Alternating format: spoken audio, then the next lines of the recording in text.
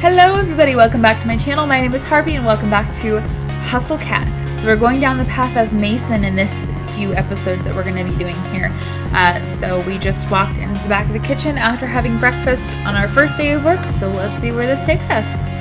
Even though I work here now, I feel like I'm trespassing on hallowed ground. I've never been in a restaurant kitchen before. Heck, I'm barely in my own kitchen.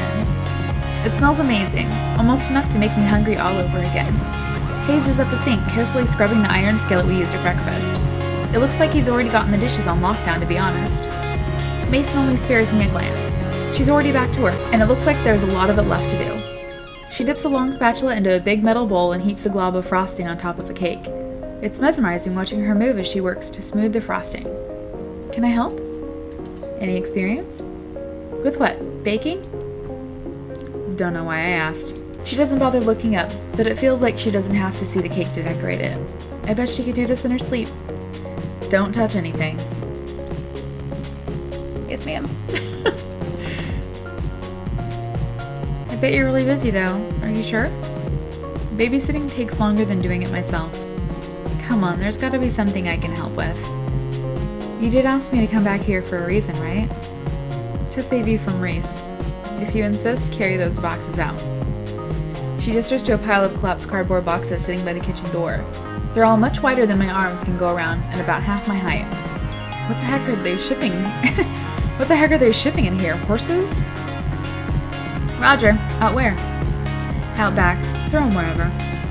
You can count on me. No time for insignificant details like logistics or arm strength. I'm gonna do it. I try to wrap my arms around. I'm gonna be stupid. I tried to wrap my arms around the flattened boxes, but I was right. My fingertips barely touch either side. I can't just pick them up with my hands either. They're too thick to grab from the top. Maybe if I balance the boxes on my feet, like so, and brace it with my hands like this? Mason is going to come over and just be like, stop, get out of my kitchen. There! But now how do I walk out the door like this? Guess I could just waddle. I start at a rough sudden noise from behind me. The cardboard slips from my hand and cascades to the floor in a floppy, boxy avalanche. Ah! The sound happens again. I turn around, and though Mason is facing away from me, I can see her shoulders shaking ever so slightly. Is she laughing? Don't you laugh at me. I mean, it probably does look pretty pathetic, but I didn't think she would be the type to even know how to laugh. She seems like she'd get mad at me for goofing up. Use twine. Eh? Right there on the counter. Wrap them. Oh. Yeah, whoops, there's some twine right there. With some effort, I collect the boxes again, then loop the twine around them a few times. She's totally right. Now I just have to grab the string and I can drag them out. You look like you're gonna hang glide on those. Maybe if the wind kicks up, I'll give it a shot. I look over and even Hayes is laughing a little. Though when I shoot him a quick smile, he hurries back to the sink and resumes scrubbing with fervor. These two are tough customers, but I bet they're not so bad once you get to know them. And I'm gonna do just that. Hopefully. Anything else I can lend these muscles to today? Got plenty of muscle on my own. Yes, you do. Oh, okay. Well, let me know if you need any help. I guess I should find where Landry ran off to. He's training me today, after all.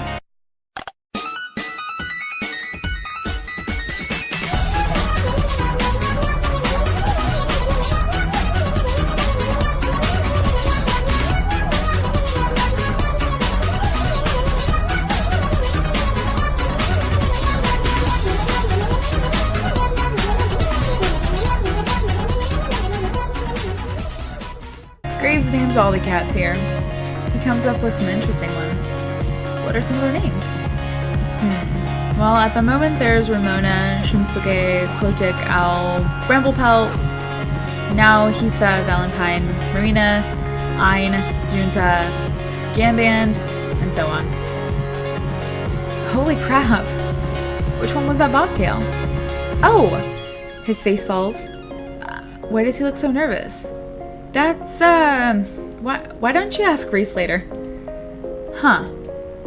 Is that his cat? Did he name it or something? Is it a bad name? No, he's... Graves should have told you about... let's go to work. It's time to open. Landry isn't having any more of this. He walks past me to the front door with a glance. He unlocks it and flips the sign from closed to open. And ta-da!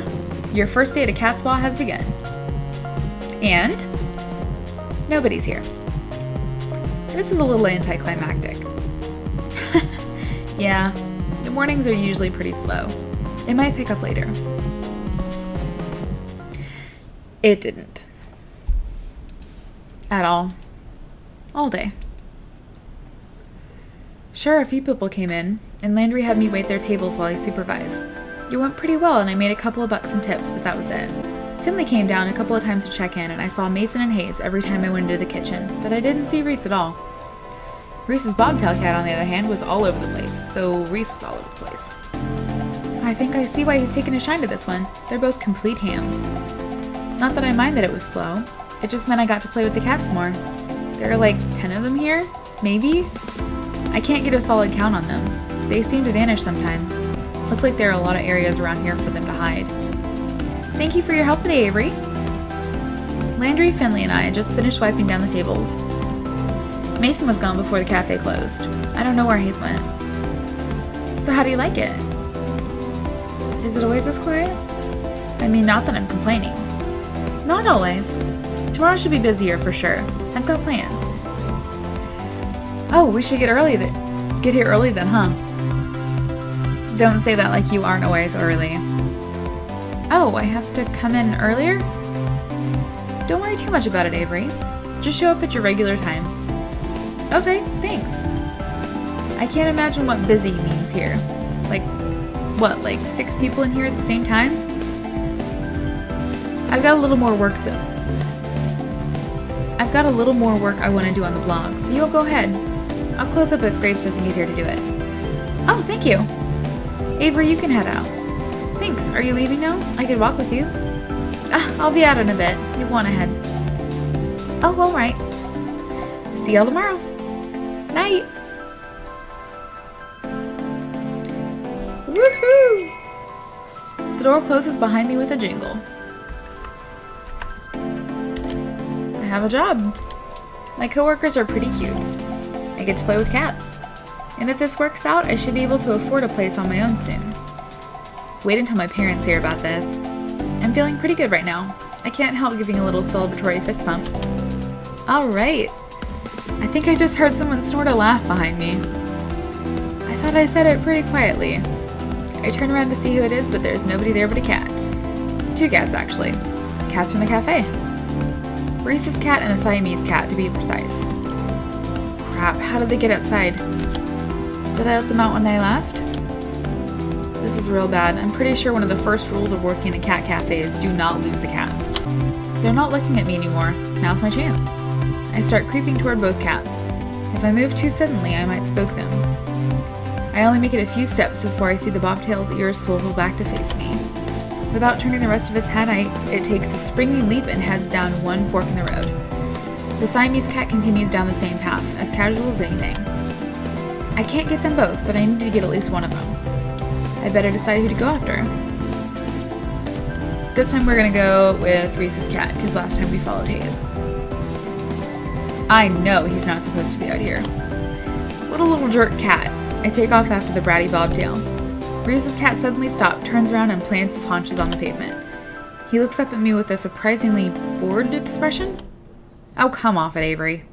You can stop tailing me now, unless you were that bent on following me home. The cat is talking. Why? Why do you look so surprised? You knew it was me, right? What? What? Come on, my cat self and human self look so similar. They're both equally gorgeous. How did you not put 2 and 2 together? Of course I didn't put 2 and 2 together! Who the hell is gonna think, oh, of course, he is also a cat? That is the most absurd thing I've ever heard. I can't believe I'm even having this conversation right now. I don't know why I expected you to know anything about witches. I mean, look at you. What's that supposed to mean? It means I don't think you know much at all. Fine. Graves obviously did a trash job of explaining this, so the work's up to me. Again, everyone at a cat paw is under a curse. Once we leave the premises, we turn into cats. The curse is likely tied to the cafe itself, though I don't think anybody else knows how. This is probably the most absurd thing I've ever heard, but also sort of hard to deny because a cat is telling it to me. So, everybody? Graves too? Who knows? I've never seen him as a cat, but I haven't seen him do a lot of things. Does that mean... am I going to be cursed too? I wouldn't be surprised. Well, I would. How do I end up not cursed? If I knew that, I'd be a lot taller and less furry right now. How do you even get a cat curse? Didn't you hear me?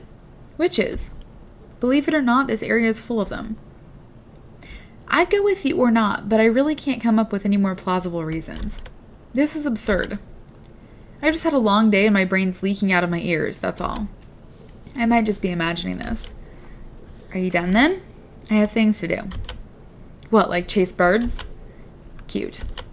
Look, if it makes you feel better, we can talk about this more at work tomorrow. With everyone else. Yeah, sure. Whatever. Introduce me to all the talking cats. Just don't be late again. Hey, I wasn't late today.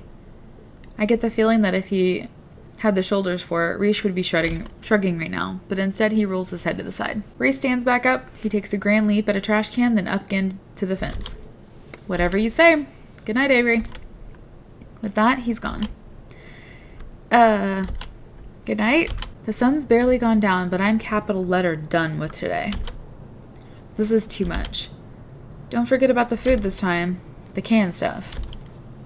Did someone just say something? There's nobody here but Mochi. Oh, for crap's sake. I find him standing next to the food bowl, looking up at me with his expectant eyes. I gently nudge him with my foot. Did you just say that? Meh. Nope. Nope, I'm done. I dump the rest of the canned food into the bowl and scurry out of the kitchen. Then I dump myself in bed. I don't even want to think about it right now. I'm just going to sleep in a real bed for once. Maybe sleeping on that couch so much is messing with my head. I don't usually close the door, but I think it's a good idea tonight. I don't want Mochi whispering to me in my sleep. Why not? Is it creepy? Why wouldn't you want a kitty to whisper to you in your sleep? Kitties are awesome.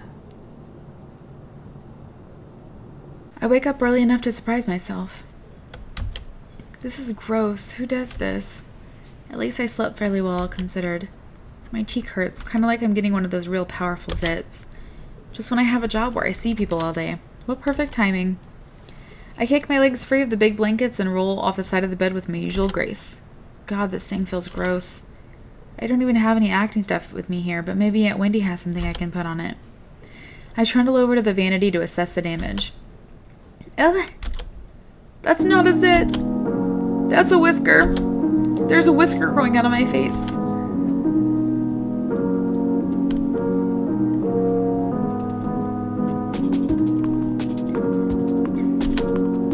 It won't come out. I thought at first maybe it was Mochi's and I got stuck there, but nope.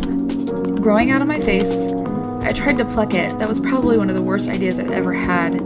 Now I know just how sensitive cat whiskers are. Is this really how the curse starts? I've been pacing around for too long. I gotta go to work, but how am I supposed to leave the house like this? What if someone sees me?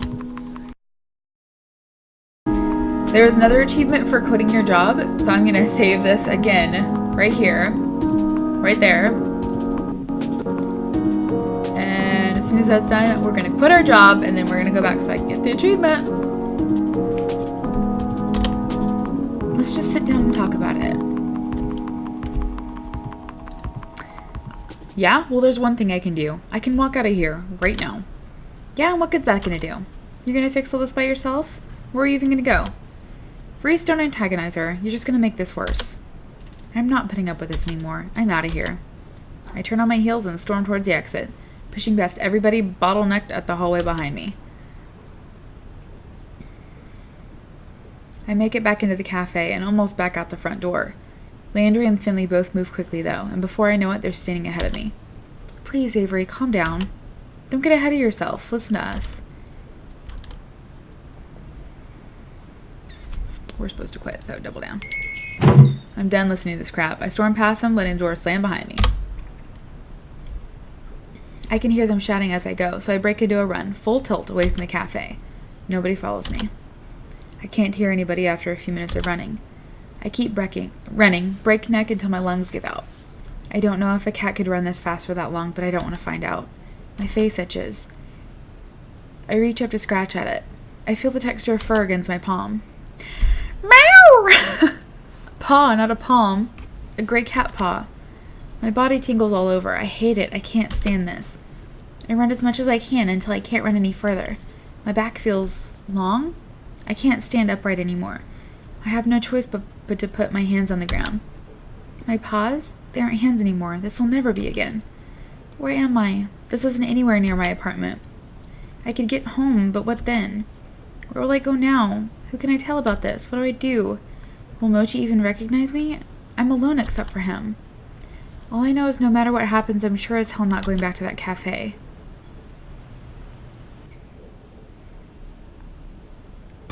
There we go. Okay, so we're back after quitting, and I'm going to cut this episode here so that we can pick it up in the next one with our regular path. So thank you everybody so much for watching, and I'll see you in the next one. Bye-bye!